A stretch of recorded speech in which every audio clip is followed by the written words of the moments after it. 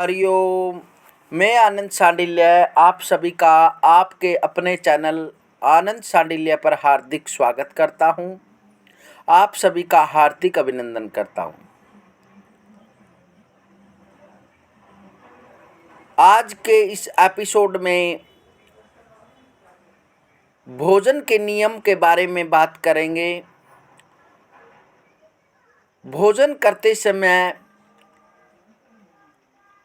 किन नियमों का पालन करें ताकि अन्नपूर्णा का निरादर न हो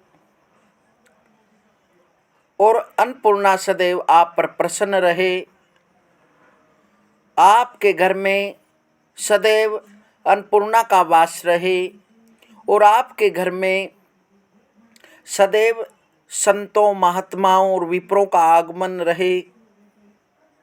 यह तभी होता है जब अन्नपूर्णा प्रसन्न होती है। उसी के घर संत महात्मा प्रसाद ग्रहण करते हैं।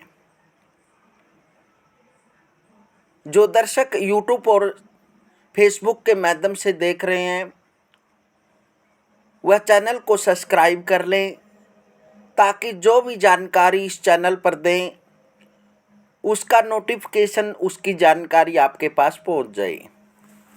तो आइए बात कर लेते हैं भारतीय संस्कृति में भोजन के नियम क्या हैं। भोजन करते समय सर्वप्रथम भोजन अन्न को प्रणाम करें जो तुम्हारी क्षुधा तृप्त करती है। भोजन की कभी निंदा न करें क्योंकि तुम्हें तो भोजन जैसा भी है मिल रहा है। बहुत से ऐसे भी हैं जिन्होंने 2-2 दिन तक भोजन नहीं मिलता और स्नान करने के पश्चात ही भोजन ग्रहण करना चाहिए। बातें करते हुए भोजन न करें, अर्थात भोजन करते समय चुप रहना चाहिए। कई लोगों के साथ बैठकर भोजन करते समय बहुत जल्दी भोजन करके उठना नहीं चाहिए। अन्य लोगों को भी प्रसाद ग्रहण करने के बाद ही उठना चाहिए। जूते चप्पल आदि पहनकर भोजन न करें। फूटे बर्तनों में भोजन न करें, यह दारिद्रता की सूचक है। और कभी भी खाट पर बैठकर भोजन न करें। कपड़े पर, हाथ पर, पीपल के पत्तों पर, आक के पत्तों पर, बट पत्थर पर भोजन न करें। भोजन में कमल दल के पत्ते, आम और केले के पत्ते, सोने और चांदी के बर्तन ही शुद्ध माने गए हैं। और सबको खिलाने के बाद सबसे अंत में स्वयं भोजन ग्रहण करना चाहिए। और भोजन ग्रहण करते समय अन्नपूर्णा का अभिवादन करना चाहिए।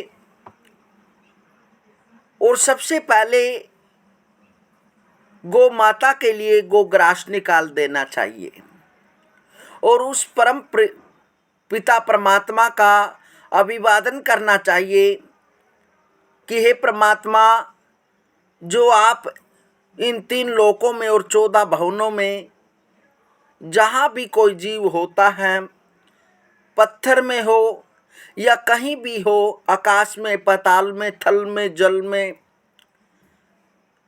हे परम पिता परमात्मा, आप सभी को भोजन प्रदान करते हैं।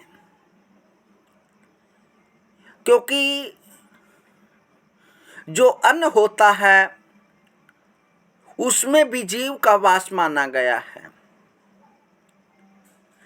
आपके मन में प्रश्न उत्पन्न होता होगा और स्वाभाविक भी है कि भला अन्न में जीव कैसे हो सकता है। अन्न में जीव का वास का तभी पता लगता है जब आप किसी पात्र में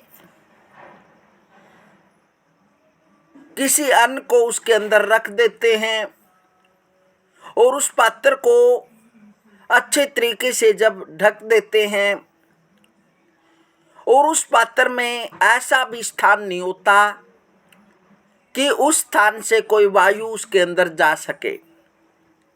लेकिन फिर भी क्या देखते हैं, कुछ दिनों के बाद जब देखेंगे जो उस पात्र के अंदर जो अन्न था, उस पात्र में आपको जीव नजर आएंगे, कीड़े नजर आएंगे।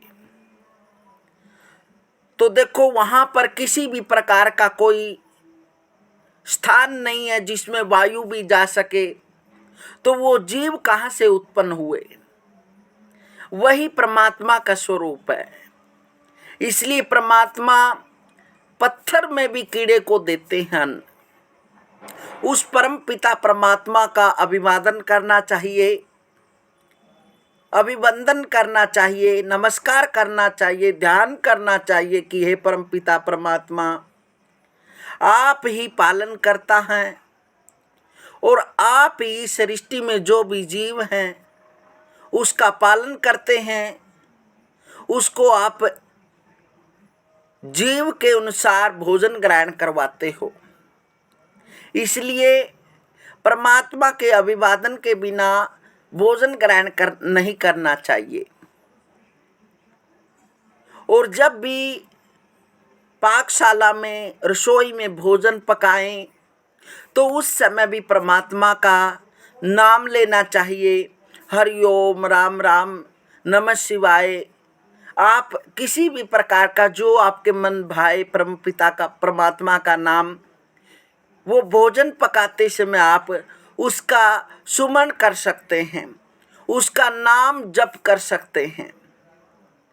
फिर जो भोजन वो बनेगा, जो भी भक्त उस भोजन को ग्रहण करेगा, तो उस जीव को सद्बुद्धि प्रदान होगी। उस भोजन को ग्रहण करके वह सदैव अच्छे ही काम करेगा, अच्छे विचार करेगा और अपनी बुद्धि और शरीर को अच्छे कार्यों में लगाएगा। भोजन का ही प्रताप होता है। बुद्धि अन्न से बनती है। जो अन्न परम पिता परमात्मा की कृपा से, मेहनत से कमाया होता है, वही सद्बुद्धि करने वाला होता है। धोखे से अड़पे हुए धन से भोजन ग्रहण करना साक्षात बुद्धि को बिगाड़ना है। इसमें व्यक्ति को दोष उत्पन्न होते हैं, उसकी बुद्धि में विकार उत्पन्न होते हैं। इसलिए भोजन बनाते समय, वह भोजन ग्रहण करते समय परम पिता परमात्मा का ध्यान करना चाहिए और उसे कामना करना चाहिए कि हे परम पिता परमात्मा, आप ही सभी जीवों को अन्न प्रदान करते हैं और आप से ही सभी जीवों का पालन होता है।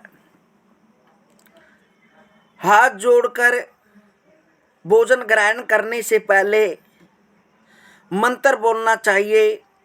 अन्नपूर्णे सदा पूर्णे शंकर प्राण वल्लभे ज्ञान वैराग्य सिद्ध्यार्थम भिक्षाम देहि च पार्वती माता च पार्वती देवी पिता देवो महेश्वर बांधवाः शिव भक्ताश्च स्वदेशो भुवनत्रयम्।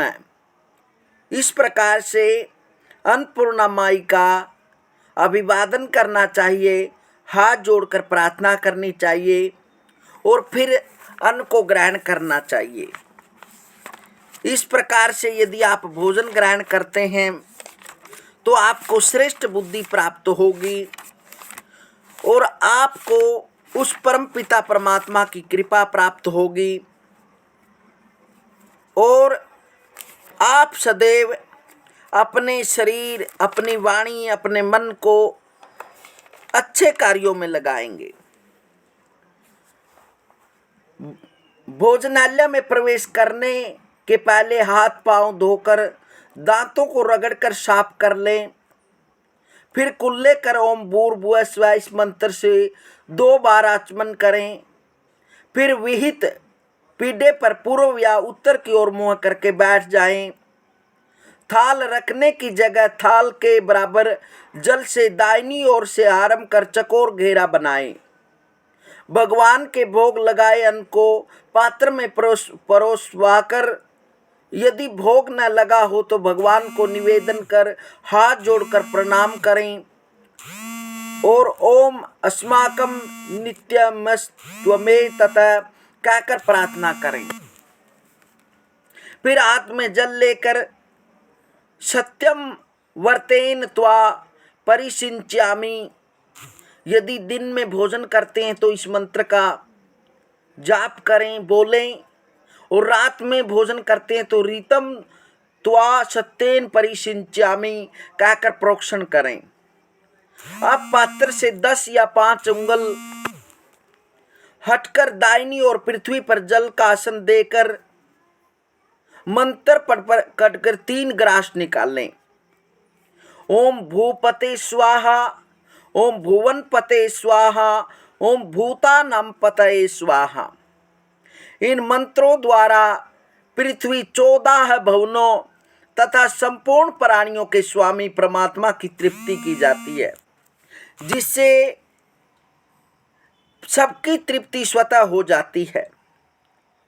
पंच प्राण आहुति। इसके बाद दाहिने हाथ में किंचित जल लेकर अमृतोपस्तरणमसि स्वाहा इस मंत्र से आचमन करें, अर्थात भोजन से पूर्व अमृत रूपी जल का आसन प्रदान करें, आवाज न हो।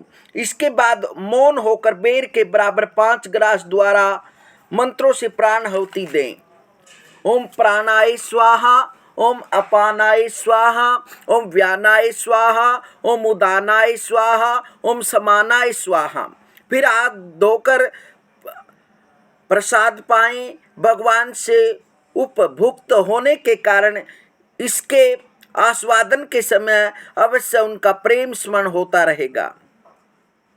इस प्रकार से भोजन ग्रहण करना चाहिए। इससे अन्नपूर्णा प्रसन्न होती है और भगवान की असीम कृपा भक्त पर होती है और वह प्रसाद अमृत बन जाता है। हरिओम हरिओम।